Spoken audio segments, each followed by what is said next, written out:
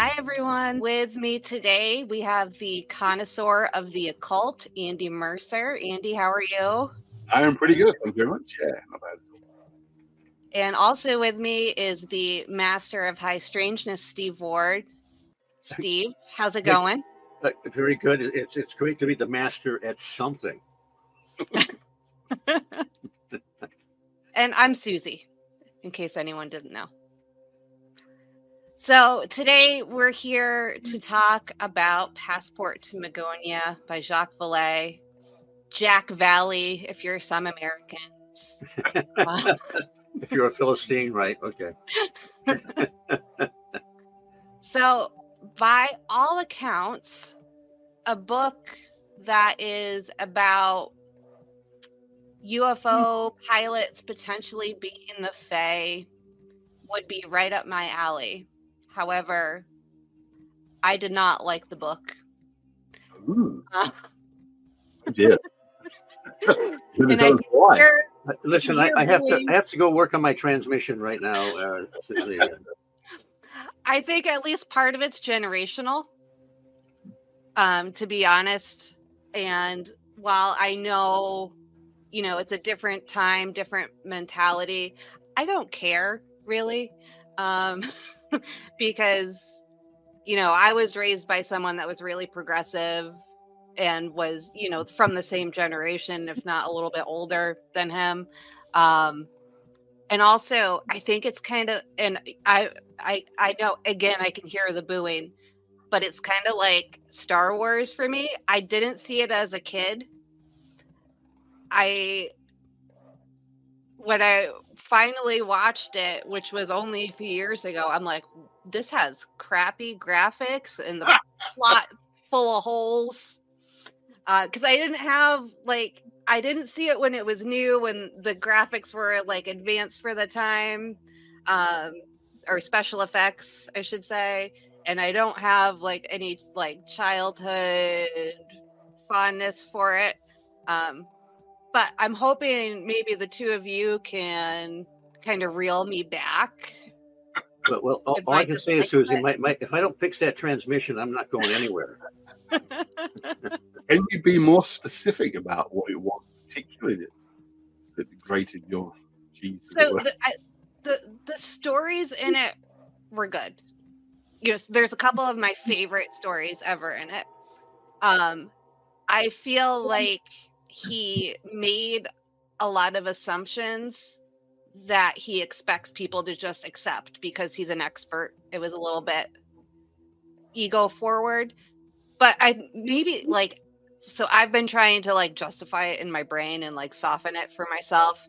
But I think probably at the time he was, and I don't disagree with his assumptions usually. I just feel like it's not the best presenting research to not present the reasonings behind your assumptions. Knowing a little bit more about some of these stories, I understood where he was coming from, but he doesn't explain that in there. And another thing I didn't like is he was very Eurocentric. He's French, so. Yeah. Listen, Andy, you got to watch those Eurocentric types, right? Yeah, man, They're terrible. I'm on the lookout every day for those guys. They're trouble. He did, I think, briefly mention a Native American story, but there are so many other stories throughout the world. There's a ton from Africa, a ton from the Philippines that he could have used, and it makes it more compelling, more interesting when you show it's all around the world throughout time. Yeah. And then the last thing that I don't really say it is the reason I didn't like it, but he cites his sources, which is great. But then I looked into some of the sources, and it's not that I think he was lying. It's just that I can't back it up because some of the sources no longer exist. Like one of them was a magazine from, I believe it was I want to say 65, and I'm not sure if that's right. which I just can't find. But like I'm thinking, like, is this a magazine like the 14 Times, or what kind of magazine was this? Like he just, it was a bit weird to see a magazine listed, I suppose. But I did like that he had his sources in there. There is always the risk, of course, if you can list lots of sources, but no one's able to find them. It's not much use to you, unfortunately. Do you think it was more that perhaps there was a lot of assumed pre-knowledge of the topic before reading it? It wasn't not a beginner's book, shall we say? Yeah, it's definitely. I mean, I think you could pick it up not knowing anything and enjoy it if you don't think about it too hard. Right. I thought about it very hard, Susie, and I enjoyed it. Just so you know. Now, I have some rebuttals here. He started out as a very nuts and bolts guy. His first 2 books, A Challenge to Science and An Enemy of Phenomena, he was looking at it as ET, and trying to look at it very, very logically. And then he admits when he writes Magonia, he says, "Look, this is not a scientific book." But it's like one of these guys that keeps hitting the brick wall when they try to put these things in the physical. So and also his focus was more in the Celtic realm. He wasn't he wasn't I don't think interested in going. He could have gone everywhere, all over the world, but it was more Eurocentric, I think, on purpose. I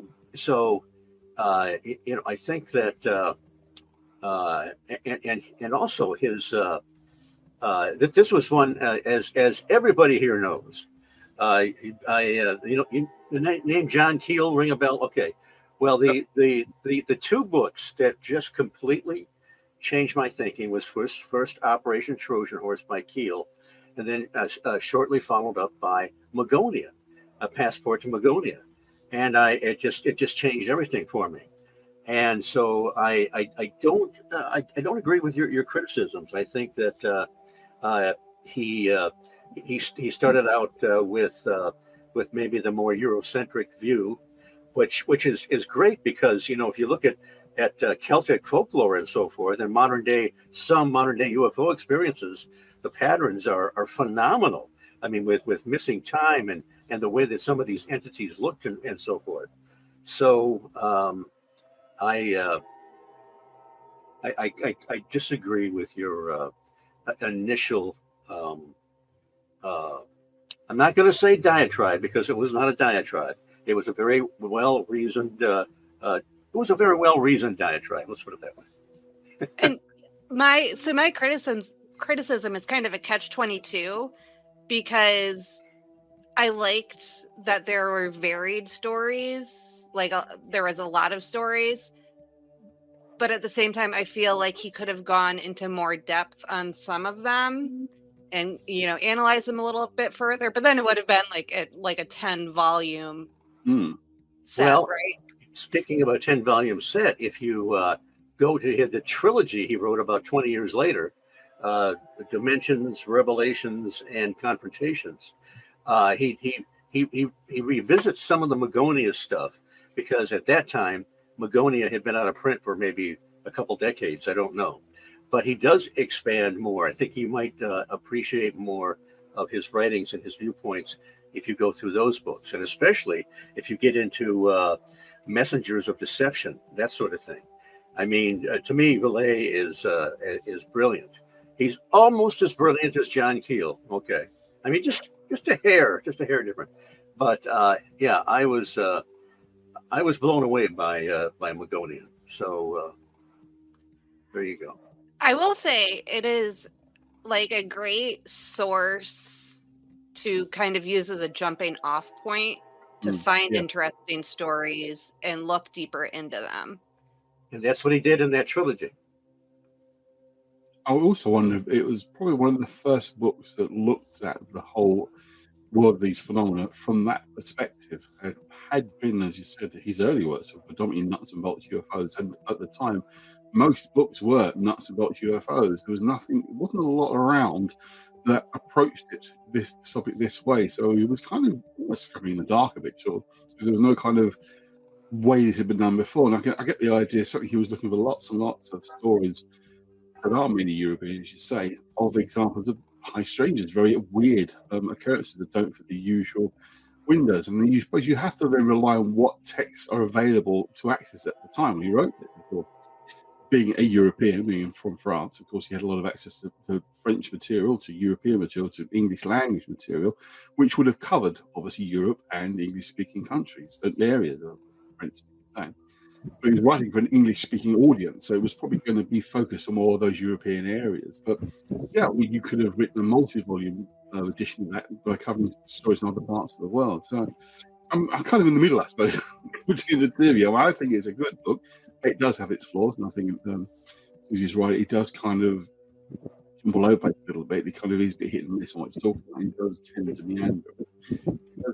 Information. There is a sequel that he wrote with Chris Aubeck as well, where they delve more into that. So, and again, when you read Vallee as a whole, it's pure genius. And one of the most fascinating things that I read are his Forbidden Science series. He covers the decades of the 60s, 70s, 80s, and 90s. And I think, if you go to the next one. I wait breathlessly for the next one because he goes through his thinking process and the people he's met along the way, and some of the comments he makes about certain individuals in the UFO field are quite amusing. But he talks about the episode with his friend J. Allen Hynek, with the swamp gas fiasco, and then he gets into the Morrow mystery, which we've talked about before, the two guys with the lead masks, and it's just endlessly fascinating. So I would definitely keep pursuing Jacques Vallee, and then I maybe reread Passport to Magonia, and the light may dawn, Susie, and you may have a whole different view. Well, it sounds like that book is kind of what I'm looking for. Like, I want him to explain his thought process. I don't just want to like hear a story and hear his assumptions. Like, how did you get from A to B? There is kind of what I wanted a little bit more of there. The logical progression of the argument. I get this. I mean, what about the title itself? The first, I'll be honest, that's how I read it. I read The Passport to Magnolia. I thought, that's a very strange title. What's that all about? I know. Magonia. What do you make of the title itself? I mean, it's a book, obviously, but it's an interesting choice. Steve. John Keel used to say that that Jacques Vallee was inspired by his writings. It was like Jacques Vallee was kind of rewriting some of his stuff because early on Vallee was very nuts and bolts, and then all of a sudden he was a little more Keelian in some respects, but that was always quite amusing. Well, a lot of people are a little bit more Keelian after they read some Keel. Yeah. So it's sort of like a taint in your blood, that there's no cure for. There's no there are no what's the word I want? Antibiotics to get rid of it. I've got to confess, I haven't read it for quite some time. I've been doing other things, which I didn't have a chance to reread it for the show. But it does seem like a sudden kind of gear change of thinking, change of direction from these previous works to what's in Magonia again. Magonia. Do you know why he's had this sort of change, or is it in the book? Did he explain why it's this sudden change of thinking about the source of these odd phenomena? I don't recall him explaining that at all. Yeah. So maybe we do have Keel to thank for that. You said that was the case, Steve, and that's where it comes from. Well, I have a room full of photographs of Keel with candles lit, all the time, and so, not really. I just thought. Do you think that was the influence that made change his thinking then? What was the reason for that change of thinking, do we think? Any idea? With Vallee? Yeah, why he changed his point of view? I don't know. He just it just kind of it was. I think it was like me. Well, for me too. I was a very happy ET guy, and didn't want to hear anything else about the weird stuff, you know. Hmm. And but you know, if you're exposed enough to if you're listening to the experiencer, and you're reading the history of what's happened, of what people have experienced, you either come to think a little bit differently, or you just keep ignoring it, you know. Yeah. And if you keep ignoring it, you're not much of a not that I'm a scientist, but you try to be a clear thinker. You try to entertain new ideas that are presented to you that seem to have some validity. And so I think maybe that was it, you know. I mean, he remember in early in I don't know if he mentions it in Magonia or another book, but he was he was with some scientists somewhere. They were observing phenomena on a radar or some kind of screen or whatever, and there's something that didn't fit.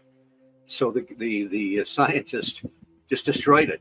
He didn't want to deal with it, and I wish I could remember the specific details, but that's one of the things that triggered Vallee into to look into some of this stuff. Yeah, and to his credit, I'm not a Vallee hater, just for the record. Oh, that's a relief, because But I didn't want to work on my transmission anyway. because I love when somebody can change their mind when presented with new evidence. And I do think that, he probably, as he's doing more research, talking to more experiencers, he's making connections.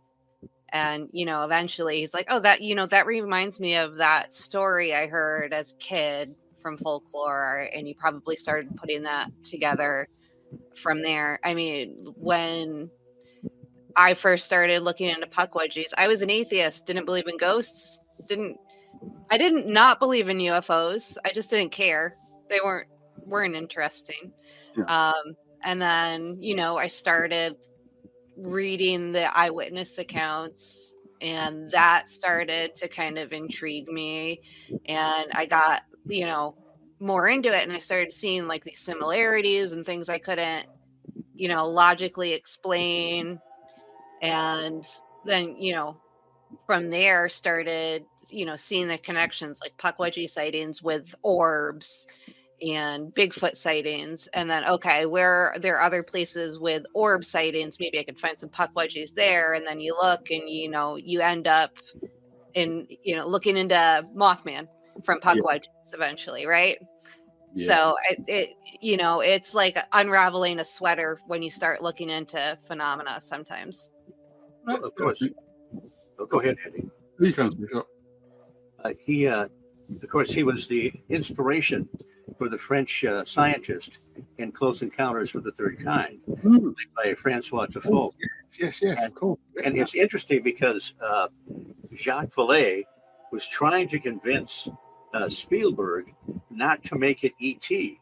He wanted it to make it more ambiguous, something, because at that point in time, he didn't think it was necessarily E.T. Of course, he failed miserably, but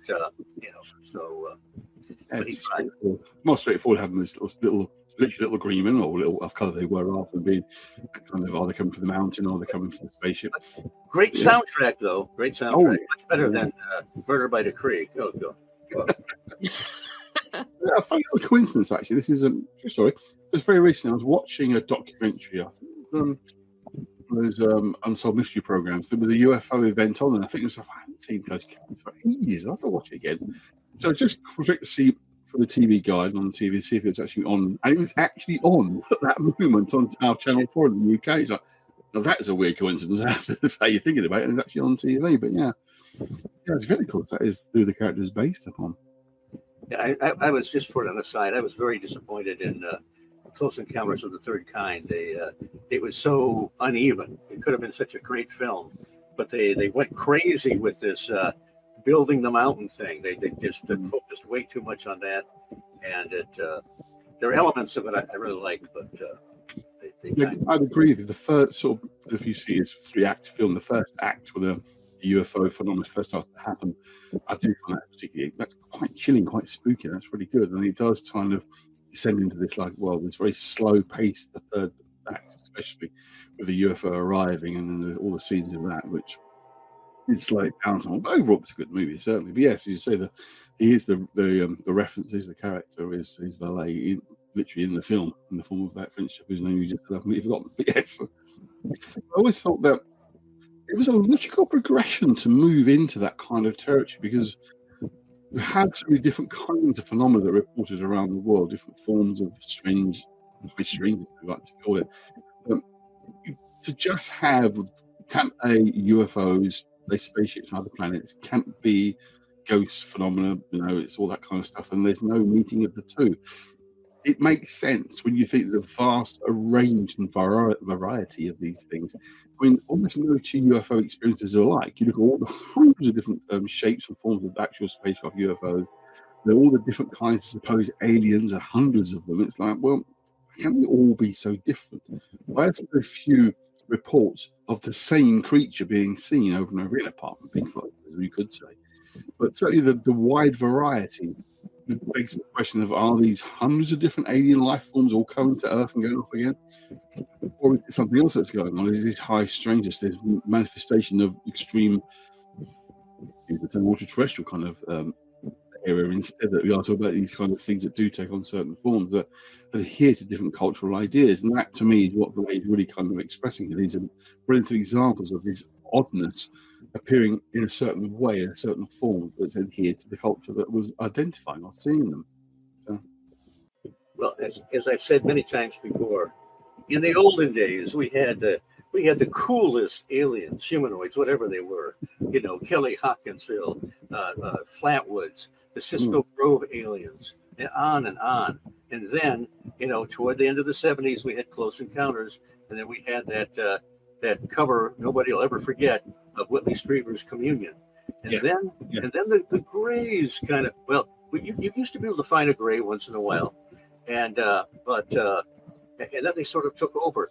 I contend, a lot of people think that Betty and Barney Hill were taken by grays, but if you look at the illustrations, to me they don't look like grays. A gray looks like when you have a human being and you make a simplified version of them. That's what the grays look like to me compared to the Betty and Barney Hill aliens. It's almost like a toy, like a blow-up toy, maybe. Yeah. Compared to the actual whatever Betty and Barney Hill actually experienced. And you have the same thing with little people sightings throughout the world. They all have similar characteristics, similar behaviors and traits, but they all look different in different areas. And, you have ones that are, more common. There's nothing like the grays with little people, but you do kind of see things being more prevalent. But it's very similar to different alien sightings. You have the Nordics and the grays and then the one-offs. It's the same thing with little people as well, which you could throw in the Fae bucket for the argument here, but it's very similar, just looked at through a different lens, I think. Yeah, absolutely. I mean, a good example is the cobalt from Eastern European underground dwellers. They look similar to cockroaches, that kind of small, slightly aggressive-looking creature. There's a similarity there, but I think, as you talked about before, back in the sort of Victorian times and those sort of times earlier, these things came from the ground. They came from underground, they came from hills, came from mountains. Now they come from the sky. But it's almost like they've come from somewhere because they appear in front of us, but are they bright light spaceships that we see today? Or have they come from underground dwellings that we would have seen in the past? I mean, I've read a lot of folklore material, which, excuse me, I've written about. And a lot of these descriptions are talking about hillsides and forests, and those are the places these things emerge from. So the fact they kind of appear from different places, modern times, to how they used to appear, I think is just, again, it's a cultural thing. It's a change. And it is, say, highlighting the real oddities. It's almost like Passport Magonia is almost like deconstruction, the philosophical approach, where you take apart what is known and find the bits that don't fit, the anomalies to the ideas. And when you're dealing with predominantly nuts and bolts spaceships, ideas of those times, he's finding those stories that just don't fit those theories at all. It's a philosophically deconstructing the whole notion of UFOs and uncovering this whole massive strangeness that is historic, but also is of its time as well. So that's another aspect I find fascinating, this whole idea of just looking between the lines to see what else is going, what's being ignored almost. I mean, the whole idea of nuts and bolts UFOs sounds crazy to the average public anyway. So for us to say, well, actually, that's probably not, it's even weird stuff going on, is a bit too much, perhaps. So I find that to be able to put forward those ideas, in a sense, it's quite brave because he was stepping outside the norm, which I would say, of the UFO world. Sorry, Steve. That's okay. John Keel, actually, I think it may have been APRO, the Area Phenomena Research Organization, the Lorenzens, that started talking about, humanoid encounters. I know that Donald Kehoe didn't want to talk about it. They were happy to talk about the flying saucers chasing aircraft all day. Didn't want to hear about the guys, inside. And then John Keel, around that time, for True Magazine, wrote an article called "Never Mind the Saucer. Did you see the guys who were driving?" And the publisher of True brought him in one time to his office, and he showed him these 6 giant postal bags filled with letters of people that had claimed some kind of an encounter. So, man, it really triggered something. And I think that's around the time that Keel was thinking about window areas. What are these?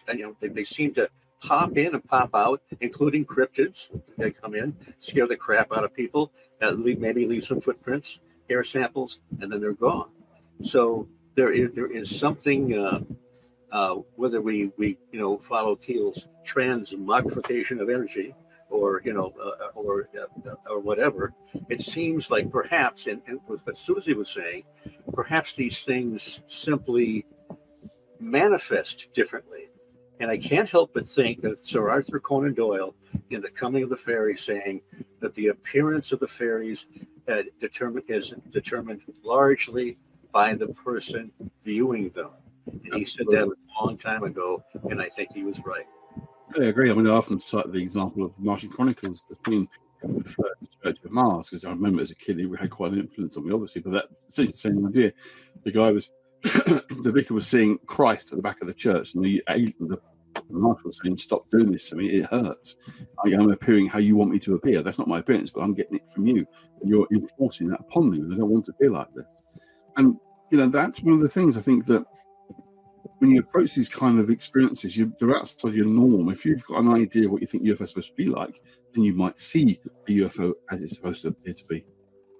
But if you don't have any preconceptions of what this stuff is, then it just looks damn weird. We talked before about the idea that the light anomaly has been the first kind of experience people have, is just this strange light, then becomes something else as being a common initial experience of seeing things. Steve, did Vallee in any of his other books get into any of his theories behind what this phenomena was, where it was coming from? Keel kind of did a lot of work in trying to talk about radio signals and the light spectrum and sound spectrum and trying to explain it. Did Vallee ever get into that? Well, there is if I can just find it here really quickly, a brief little passage toward the end of the book. He says, I won't read the whole thing, but he says, there exists a natural phenomenon whose manifestations border on both the physical and the mental. There is a medium in which human dreams can be implemented, and this is the mechanism by which UFO events are generated, needing no superior intelligence to trigger them. It goes on further. So I don't know if that's is full. I mean, that book was written back in the 60s, so I don't know if he's still if that is the full scope.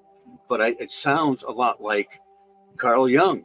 It sounds a lot like Keel's co-creation with whatever this this energy or intelligence is. And so it may be that, and then, we've got Albert Rosales and his incredible database. You go through those 15 books from '01 AD to 2015. And my God, you talk about a variety of entities, humanoids or beings or whatever they are. So it suggests that unless this is an incredible grand central station for all kinds of entities that just flow through here for some reason, I don't know why they'd want to flow through here. Maybe it's cheaper to go through the planet Earth than some other places. I don't know. Yeah. Save a few pounds, save a few bucks. Yeah. But, so I that's the only thing that comes to mind at the moment, is that he seemed to think there was something to do with, I guess, human consciousness. But as even Keel backtracked a little bit later on. He with the ET idea, he said, "Look, my ultra terrestrial idea, or whatever, is just, he thinks that there's more than one answer to these things, and I guess it seems like there has to be more than one answer to these things. Not one answer doesn't fit all, for sure." Yeah, as we were talking, I'm kind of like realizing maybe that's what left something to be desired for me with this book. What I liked about Keel is, like, no one's going to solve this, right? It's just kind of like the nature of the phenomena is it doesn't want to be solved, it seems like. But Keel really tried. He gave you a lot to think about. And even like when you put that book down, you keep thinking, right? Right. And Passport to Magonia didn't do the same thing for me. It was just kind of like a compilation of cool stories. And that was the end of, like, once I finished it, I was done. Oh, I'm so depressed. I'll get over it. The big part of that is that he was one of the first of that kind of thing to find that there's a higher strangeness. I mean, you say he was quoting from magazines, because those are the sort of places you'd find those sort of stories. And there was nobody who sat down and really kind of compiled them, I suppose, is what you put. And that's really what Magonia does, is a compilation of all these really odd events that just don't fit even the more normal paranormal understanding, if you know what I mean. It was going beyond that as well. But as I say, it was a while since I last read it. I've not had a chance because we're working on other things. But it was one of those books that did strike me as being really quite impressive when I first acquired it. Well, Susie, she disappeared. I don't know. She vanished mysteriously. Maybe she's ashamed of all the horrible things she said about Passport to Magonia. Oh dear, if you cut her off. But the one thing that I really like, well, it's a good point, Andy. This is an early book back in the 1960s, and even later on, he I think when he in an introduction to the follow up, he or when some interviews or whatever, he said that some mistakes were made in the first one that he would have liked to have corrected. I don't know which ones, but it was like, you do the sequel and you can straighten some things out. The one of the things I just absolutely love about Magonia is his. I would have never known about Walter Evans Wentz and the fairy faith in Celtic countries if it hadn't been for Jacques Vallee. And, that the idea that this theosophist, this Irishman, went through Ireland in the early 1900s and talked to people about their experiences, like we do, talking about people about their Bigfoot sighting or UFO sighting. And this wasn't just, Uncle Ebenezer from 100 years ago talking about the fairies. These were people that had what they believe were real experiences in real time. And so that's really, and so I do have the book and I've read parts of it, but of course the fairy faith in Celtic countries is almost as big as OASP. Maybe not quite that big. No book is as big as OASP, but But it's half drawing, so don't give it too much credit. That's fair enough. The thing I love about OASP is the charts, man. They've got the phenomenal charts. They may not mean anything. It could be the ravings of a madman or a genius. I don't know. But any book that has charts in it like that is cool in my book. Well, one section that really struck, the one that I have read again fairly recently, was when Vallee's talking about the Secret Commonwealth, Kirk's book, because I'm actually working on a new edition of that particular book. It's got, as well as obviously the original book itself, I've came across an analysis of the text written in about the 1920s. So it's out of copyright, which is very useful. Annotated?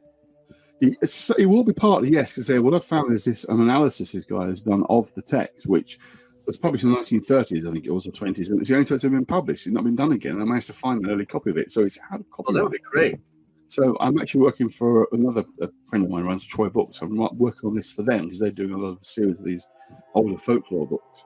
So that hopefully be out next year. So that's so of course I reread the section where Vallee talks about this Commonwealth material, and Kirk's view is very developed, should we say. For someone writing in the 1600s, it's very clearly developed this idea that we're talking about an underground Commonwealth. There's a whole host of these beings that are living there. They're all part of this, both literally underground as well as metaphorically hidden away underground. That he's obviously done a lot of research himself at the time. So that's something I've been working on. As I say, it should be out hopefully, probably next year if I get it worked on. But as I say, it's a combination of the original text plus this very good analysis, which, as I say, not seen the light of day since the 1920s. So that should be coming out soon. But that was an area, again, it's this idea of this otherness that was always there. It's always been with us. Perhaps more so today, we tend to ignore even more because our world's become very materialistic based, very sort of the solid world is everything that's real. And as we know, people even begin to explore the stranger stuff tend to get laughed at, even though we know that the American government, for example, is listing the UAEs is interested in this stuff. They actually are researching that and have been for a number of years, but still the average person in the street would mock, but at the same time tell stories of their own strange experiences, even though they might say, I don't particularly believe in this stuff, I had this happen to me, I had that happen to me. And often when you talk to these people who don't believe, who mock it, you draw down with them, they're more afraid than anything else. They don't want the idea of there being strange things going around them all the time they don't notice. They'd rather not know about it, rather pretend none of it's real. Which again I find is a psychologically speaking a fascinating position to take. It's like, well, it's real. Deal with it. No, I don't want to. No, I don't want to know. I find that it is still here with us, even though some modern day UFO experiences are very are almost carbon copies of the with a few embellishments of some of the old encounters. Rosemary Ellen Guiley, who was a great researcher we lost a few years ago, she was in I don't know if she was in Ireland or England, but she was sitting down cross-legged and she looked across and there was this little man with sitting cross-legged with a hat and a beard and everything. And they kind of looked at each other for a while and eventually he faded away. Paul Devereaux, who writes all the books on Earth, he talked about an experience he had. He was there with his wife and he saw this little being. And it was kind of hard to see him at first because it's almost like he was camouflaged with a sort of like looked a little bit like bark, like part of a tree or whatever. I mean, he kind of blended in, and then again he just kind of faded away. So people are still having the classic fairy leprechaun experiences today. Absolutely. And I don't know what the hell I'd do if that happened to me. I might be heading for the next county line. I don't know. We're hoping for it happening, Steve. That's the whole idea. We want you to have these experiences. Just a very quick, brief plug for a second there. Now, the Paranormal UK network, the YouTube channel I run, which has got our shows on, I recently re-uploaded this is a long time ago, KTPS interview with Rosemary Ellen Guiley. So that's actually on there as a recent new addition. So if you want to pop along, you can listen to her talking about. Normally the jinn, I think, became a real kind of focus for her toward the end, as it were, has been these the Middle Eastern Islamic, well, they became Islamic, they predate Islam, but the jinn spirits, where the genie idea comes from. But again, that's the same kind of creature, this kind of living amongst us, particularly the jinn, the idea of these sort of the fire beings, living within fire, that are around, shall we say, they're present all the time, which is you don't notice them being there. And she'd become quite interested in those at the end of her life, as it were. So the interview there is on the Paranormal UK radio, no, Paranormal UK network, the YouTube channel it's called. It's not radio, it's more than just that. If you want to have a listen to that, she's on there. So, were there any of the stories that were either particularly compelling towards, or were there any that you were like, this is hogwash, just throw the whole thing away? Anything that sticks out to you either way? Well, for me, it would be The Secret Commonwealth, because it's quite, in the 60s and 50s, it's a pretty obscure book. To have actually sort of tracked it down, I mean, it was published in the 16th, it was a long time ago. There was an 1800s edition, but it wasn't that well known. It's quite a short little book. So the fact you even found that and then trawled through it, I was quite impressed by that, I have to say.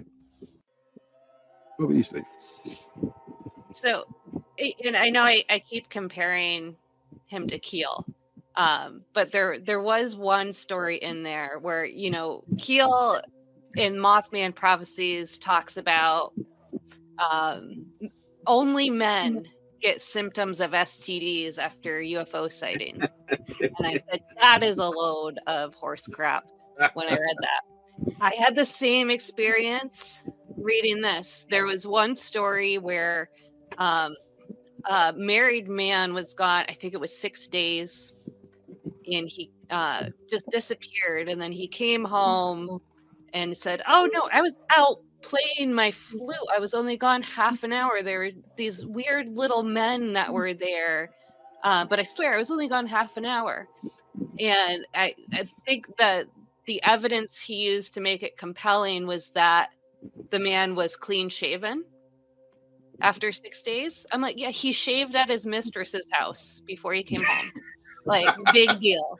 Yeah, I can tell a story. Absolutely, I was attracted by aliens. Well, I confess I've never had to use that excuse for Just a thought actually just popped in my head about Pukwudgies. You're the expert in that particular. Are they male and female, or you can't tell? So, I have never heard of any that seem to not be male for Pukwudgie specifically, but I have heard of little people sightings. Actually, a woman I just spoke to a few weeks ago said she had seen about a dozen of them together, and there were definitely some female and some male. But Pukwudgies, I've only ever heard of as appearing to be male. It does seem to be the majority of UFO figures being sighted are either asexual or men. They don't tend to be a lot of female aliens, which is interesting. It's hard to imagine a feminine Pukwudgie. I don't know. I just Yeah, and the thing about Pukwudgies is they have the big pot belly that everyone says, like, you can't tell if they have pants on or not because the pot belly hangs down too low. Well, so they could be asexual. Pot bellies, they're male. That's the way it is. Yeah. Or female and pregnant. It's a possibility. Maybe pregnant. But I think my favorite story he talks about is Anne Jeffries, which I think is perfect for both of you because it has some parallels with the Shaver mystery. And it's also, I have a theory to explain it partially with psychology. Okay. But just, a quick reminder, Anne Jeffries, it would have been around 1640 because she got thrown in prison around the time of the English Civil War. So she had basically become an indentured servant around the age of 12. And she actually, by her account, she sought out the Fae and she would go into the woods. And I don't think he gets into this much detail in Passport, but there's a lot of information about it out there. There's different accounts of how big they were, but in a lot of the time she describes them as like sitting in her hand. Right. So very small, and multiple of them, but there was one main one that she had a more of a connection with, but she had an intimate physical relationship with these beings, and they would give her this magical bread, and eventually she got healing powers. But through this, she actually became more involved and passionate about the church at the time. Right. And I believe she was Catholic, but because of the time period, there was a lot of back and forth between Protestants and Catholics. And she got herself in trouble and thrown in prison at one point. And instead of having her sit in prison, they actually took her to stay with, I believe, the mayor, or the authority figure of the town at that point, and without food. They weren't allowing her to eat for whatever reason.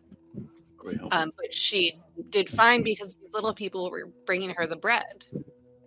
And at one point, she gave someone the bread. I believe it was her brother, who said it was the best bread he'd ever have. I don't know how good bread was around 1640, but it could have been great. I don't know.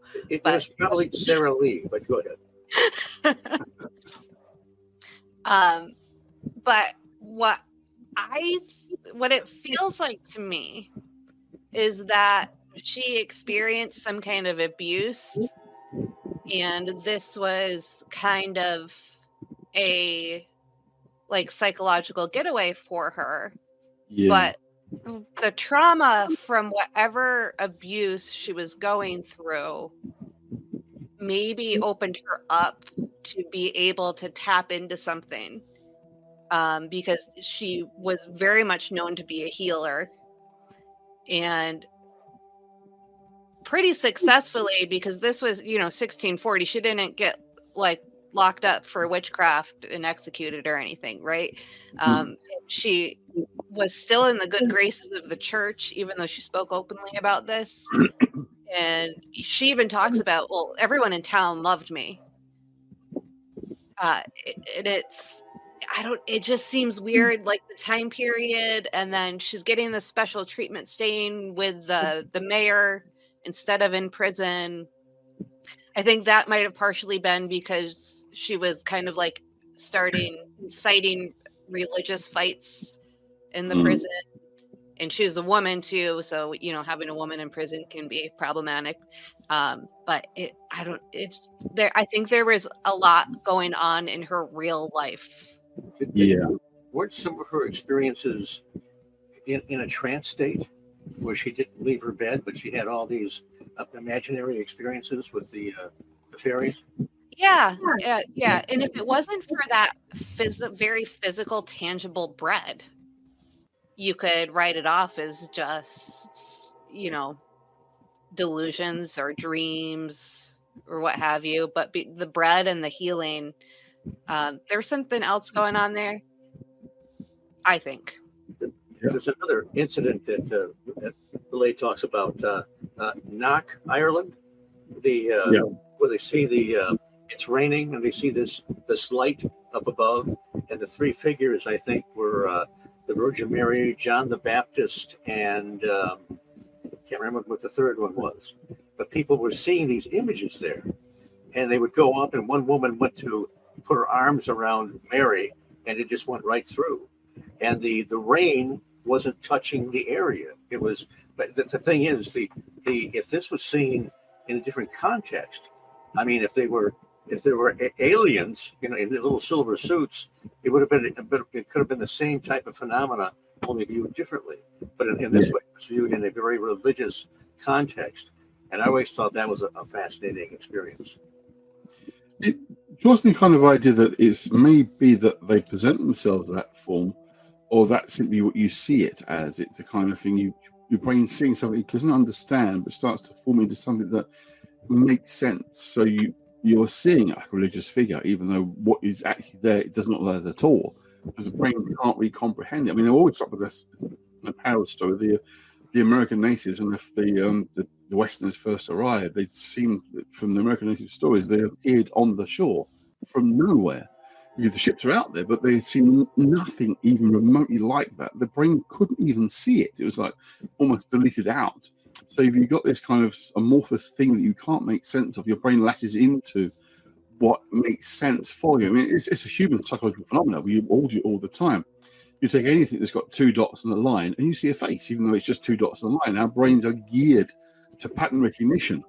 So, of course, they see, if they're religiously minded, they see this thing, they start seeing it as a religious figure, be it the Virgin Mary or Jesus or whoever, because that's how the brain's geared to see it. It's like people seeing visions of Shiva or Vishnu or Krishna in Indian culture, because, again, they're geared to seeing those kinds of things. That's how their minds are working. So you could say that these things, as I often say, take on those forms, or they actually don't.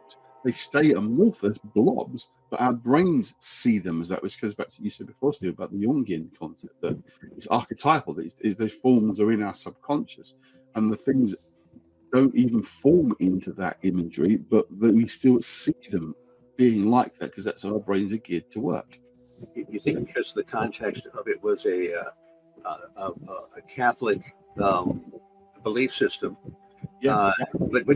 but again, you wonder what generated this in the first place. Yes. Even I mentioned David Wales many times, the David Enigma by Pew and Holiday. They had all this bizarre UFO stuff going on. But initially, when they were living in a caravan, a trailer by the sea, they were having some mild poltergeist phenomena. They would look out the window, through the window only, at 10 o'clock p.m. every night. They would see the Virgin Mary would form, all dressed in white with a rosary, and eventually it would morph into the image of Jesus and then fade away. Several hundred people saw this. Yeah. And, people that aren't from a Catholic tradition would say, "Oh, it's got to be something else because it's the Virgin Mary with the rosary and so forth." Others from the Catholic tradition would say, "Well, yeah, this is an actual manifestation of the Virgin Mary." But again, you wonder what triggers these things. Is it Carl Jung's collective unconscious bubbling up every once in a while and just kind of leaking out and manifesting somehow? In a sense, I'd say yes. Well, yes and no, in the sense that if the thing is actually present to us as a phenomenon before us, and then our brains are giving it a form, but it's coming from that collective identity, the idea. Remember you saying before now, the Catholics are seeing the Virgin Mary out of the window. If you had a bunch of Hindus sitting out there, they wouldn't see the Virgin Mary, they'd see like the name of the woman now. Lakshmi is the female kind of version, would be from Hindu mythology with that kind of imagery, but what they would see. So they would get a different image, but what's actually out there is neither Virgin Mary nor Lakshmi. It's just this amorphous thing that is taken on an identity because it's what we're projecting onto it, but it doesn't even form that identity. It's just what's in our heads. So yeah, I kind of agree.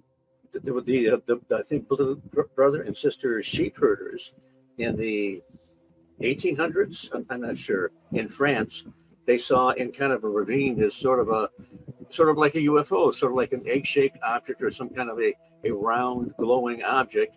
And when the door opened or whatever, they saw the Virgin Mary was in there, all dressed in robes and so forth. And I thought, wow, Virgin Mary showing up in a spaceship? That's pretty darn cool.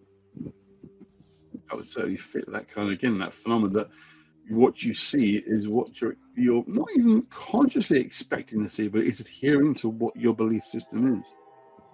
But sometimes, even people like me, who can be dumber than dirt when it comes to this stuff, will all of a sudden, people that are hard-nosed skeptics will all of a sudden see some kind of a craft land in front of them, or have some kind of bizarre experience.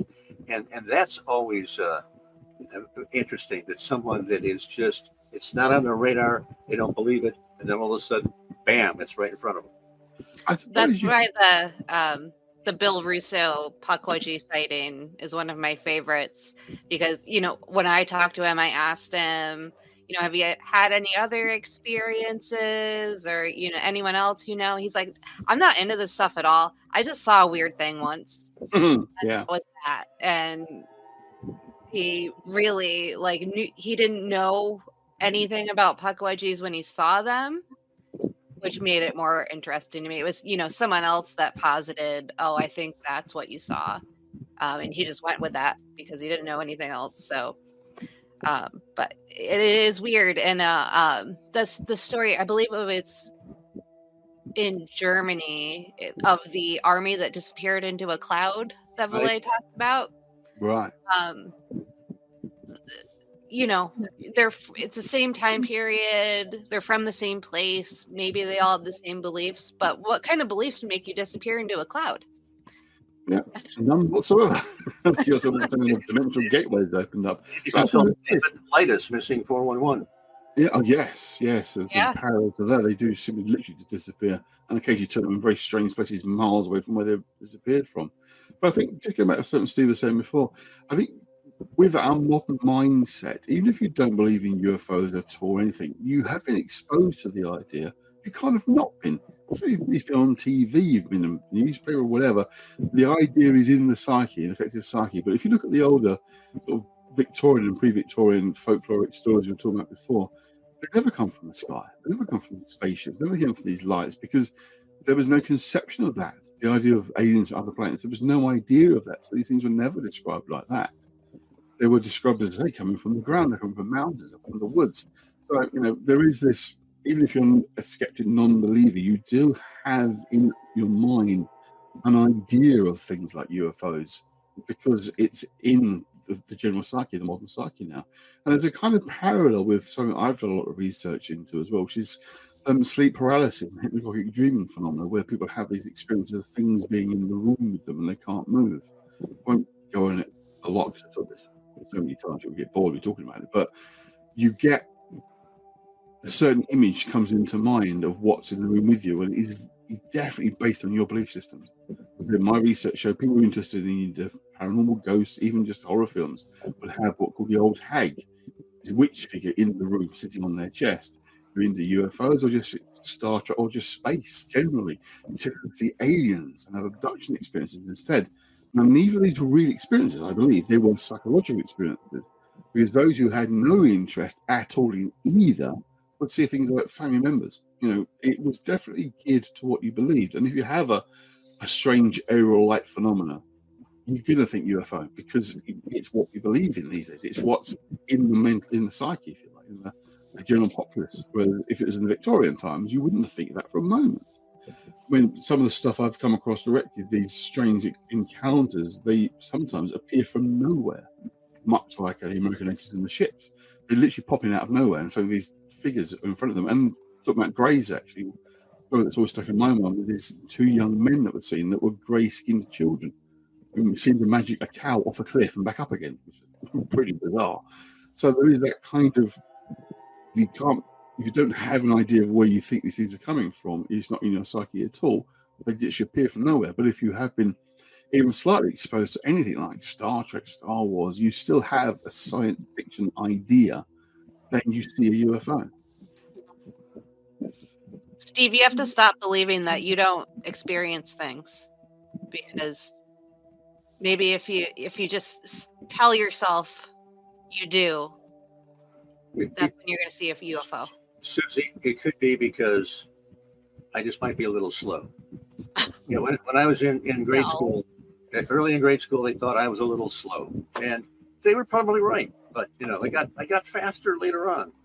But one of the things that really fascinated me was the mushrooms sprouting up around in flying saucer landing areas. He talks about, I think it's Necochea in 310 miles south of Buenos Aires. A civilian pilot was passing overhead. He sees this strange pattern on the ground.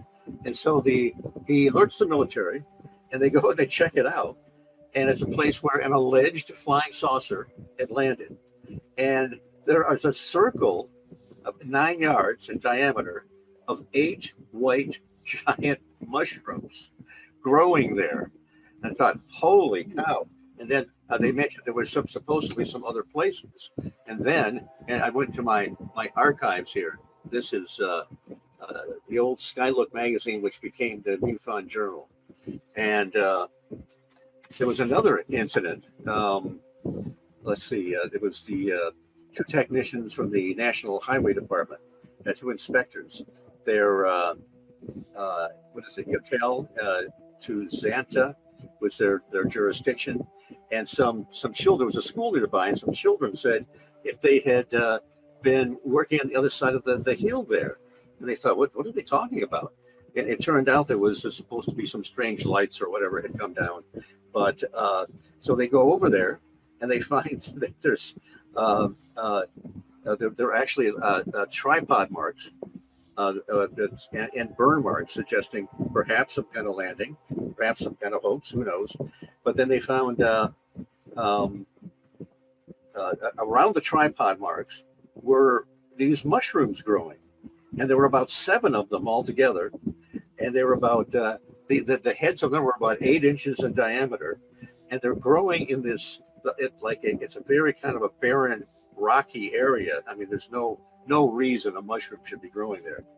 And so I thought, wow, is that weird? I mean, we always associate the little people with fairy rings. And of course, fairy rings are oftentimes because of it's just a natural phenomena because the way well, I can't explain it because I'm not really good at explaining natural phenomena, but it's not supernatural. No, yeah. I just thought there've been a few cases where and supposedly in one of these cases they even could, if they came back after a while, they could still see these things growing a little bit. So what the heck, mushroom growing near a landing site, and trying to figure that one out. Absolutely. So those are two different sources. If mushrooms are related to ultra terrestrials at all, or they can be controlled by ultra terrestrials, we are screwed, because they're like every inch of the ground almost here is a mycorrhizal network, because for every mushroom you see, there is like an underground megacity of fungus, basically. Oh, really? Okay. Mycelium.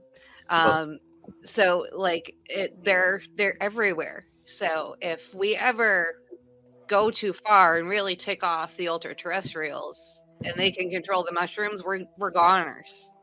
That's the other one.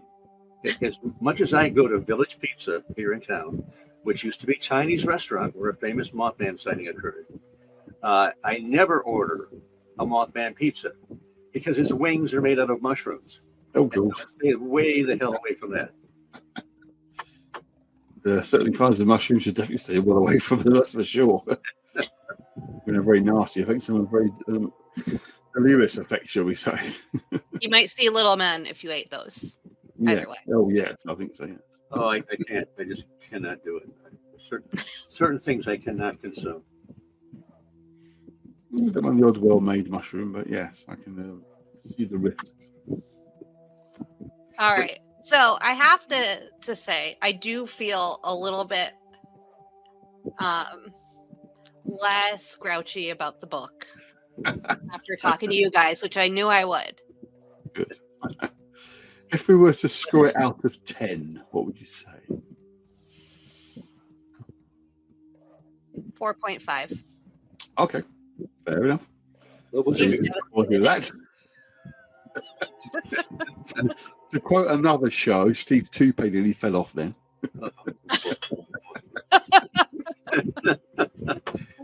I'm just not going to sleep well tonight. I don't know. I think we just got video evidence for Mac that your hair is real, though. Oh, good. Video evidence from Mac? Yeah, because he's always saying you have a hairpiece, but the way you just put your head down after I said 4.5 proves, because it would have flown off if you had a Oh, toupee. that's true. The horrible truth is I desperately need a haircut, but I don't know when I'm going to have time to do it. So, Blimey. Well, I wish I had that problem, but there we go. I'd give it probably a more generous sort of 7 to 7.5. Only because, again, it was one of the earliest ones I read of that kind of. I mean, it always sounds a bit pompous, I know, but that was my thinking already when I started discovering people like Vallee and Keel. It was like, blimey, I'm not the only one that thinks like this, and I didn't know you guys at that point, obviously. See, that we're back to my Star Wars comparison.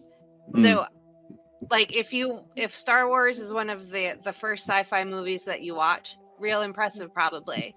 It was not the first for me, and neither was this book. So, I'm going to blame Keel for, ruining it for me. Yeah, I mean, I would compare it to things like The Exorcist. I know those are sort of when it first came out at the time, were like horrified by it, but now it's pretty tame compared to a lot of modern films. But yeah, it's your perspective. As I say, if it is your first real experience of that kind of stuff, like it was for me, then it is a good solid 7. I do get what you say, and I do agree that it does seem to be jump all over the place. There's lots of not really following through with stuff, lots of good examples, but the examples I found fascinating. I really was taken by that. Yep. What about you, Steve? What do you give it out of 10? Susie, the Force will be with you always. Now, have you seen The Empire Strikes Back? That was a superior film. It wasn't. That's the best of the original 3. Ironically, the sequel, which has a cliffhanger at the end, is the best. It is a superbly done film. You should check out The Empire Strikes Back. Now, I'm just going to make you guys more mad at me. The only bit of anything Star Wars related that I've enjoyed was The Mandalorian. I never saw it. I just liked the Baby Yoda. That was it. I must admit, also, I am more of a Star Trek than Star Wars. Yeah, I'm saying here, Star Trek. Now, Andy, which Star Trek? Which version? The original, the follow-ups, the. Actually, to be perfectly honest, my favourite, and I get insulted with this, is actually Voyager. I really enjoyed Voyager. The elements of the original Star Trek being out there on their own, with much more sort of up-to-date technology of the time, in terms of the special effects. But yeah, I particularly enjoyed the Voyager. I've said the next generation and the movies. I'm not a mad big fan of the original because, again, it's of its time. It hasn't aged particularly well in some episodes. But generally speaking, Andy, you and Susie it's an age thing, maybe. The original series is the best. They could take the rest of them. I know that they've done a nice job on them. They could bury them in a shallow grave, for all I care, and that would be fine. I think each one is of its time, of its audience, shall we say. I mean, there's a particular version called Voyager Discovery, which I think is dreadful. It's kind of one of the get off topic a bit, but one of the things I always notice with Star Wars is about want and need, about failings. Star Trek has always been about success and abundance, and things are good. Voyager tries to be Star Wars. It tries to be sort of lots of illicit things going on in the background, things like what they've seen. And that's not what Star Trek's about. Star Trek's about unity, about success, about caring for each other. And Discovery doesn't fit that kind of framework. And I think that was a mistake. Completely off topic, I know, but I just want to get that in there. Well, let me give you the best line of the entire Star Wars series. Of course, it's the original series. Here is the best line. Are you ready? I am endeavoring, man, to construct a mnemonic memory circuit using stone knives and bear skins. Spock said that to Edith Keeler in Sydney on the Edge of Forever. One of the best episodes, I have to say. Yes, absolutely. Someone, Alan Dean Foster wrote that. I know it was who wrote that? It was Harlan Ellison. Okay. Yeah. Oh, right, yes, yeah. And there was a huge pissing match where Ellison they had to actually change it because it was getting too long and too expensive. And the Dorothy Fontana, who this has nothing to do with Passport to Magonia, but Dorothy Fontana, who became kind of a story editor, she was given the task to rewrite some of it, and she made them swear to not tell Harlan Ellison that she did the rewriting, because I actually met him once. Oh. Oh, and I didn't say much anything to him. I was completely intimidated. I knew his reputation, so boy, he was. Mhm. So I've got one more thing to make you mad with, Steve. Oh gosh, here we go. The first time I saw an episode of the original, I said, "Why is the Yep. guy from In Search of on this show?" Yeah. Guy from In Search of. Oh, oh no! Oh no! Oh no! And why are his ears pointed? For crying out loud? do you remember the episode? Just out of curiosity. If I saw it again, like I could recognize the planet they were on, probably. They all look the same. Unless they all look the same, yeah. But I was young. I must have been like 7, 8 years old, something like that. Yeah. Well, go to the first season toward the end. A City on the Edge of Forever. Mm. Joan Those are the Collins. best. It's just it's a very, very well crafted episode. With Joan Collins, of course, as well. Yeah. Come on, Steve. You're not giving us your score out of 10 yet for Passport. I'm sorry. What's your score out of 10 for Passport to Magonia? Oh, 10. It was 10 because I had my awakening happened with Trojan Horse, and then shortly after I read this, and I thought, oh my God, that this is making those connections between some elements of, and of course it was mostly Celtic folklore, but and modern day UFO experiences, and it was just it was sort of like I don't know, I could get a little biblical here. Paul on the road to enlightenment, Right. like why are you persecuting me, believing in extraterrestrials all the time, you dummy? So I had the Fair enough.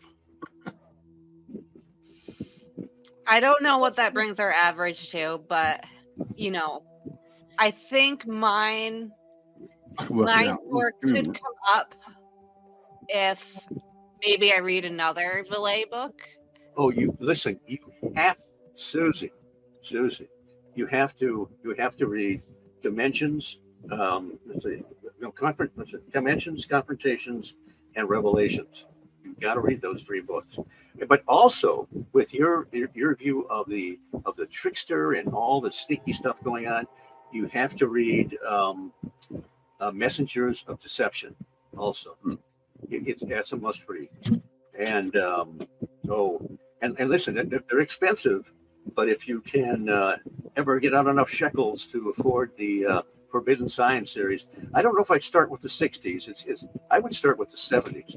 70s is probably more interesting, and then the 80s, and then that's all fascinating. And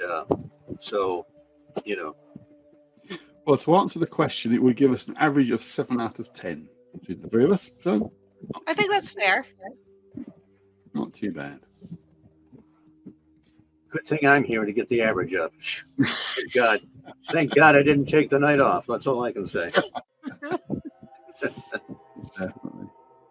Well, I will cease on bringing us down, and we'll call it a night now that you guys have, raised my hopes for Vallee a little bit. A little bit. Oh, come on. I hope it's enough for our audience to track it out down themselves. If not read it before, that we'll go out and try and pick up a copy of Passport. It is definitely worth a read. Even if you are listening to this, you're an absolute diehard nuts and bolts UFO guy, still read it. It might change your mind. Great stories, if nothing else. Very interesting stories. The thing is that people, I actually talked to people at the Michigan MUFON Symposium in 1976 when I was a pariah for that, talking about Keel. There were people, when I would talk to them about the Vallee and the folklore and so forth, they said, well, they probably were just aliens, but they viewed them in a different context. They couldn't see clearly. What do you mean? They couldn't see their little red cap and green tunic? Come on, buddy. Who are you to say who is the one that's seeing it clearly? Mm. Exactly. I think that, oh, right. because that's your lens. Yeah, You don't know that exactly. your lens is correct. True of all of us, though. That's the saying that would be true of all of us. I see it based on our beliefs and our own ideas. We might have a shared unconscious notion of what these things are. Therefore, we see something similar.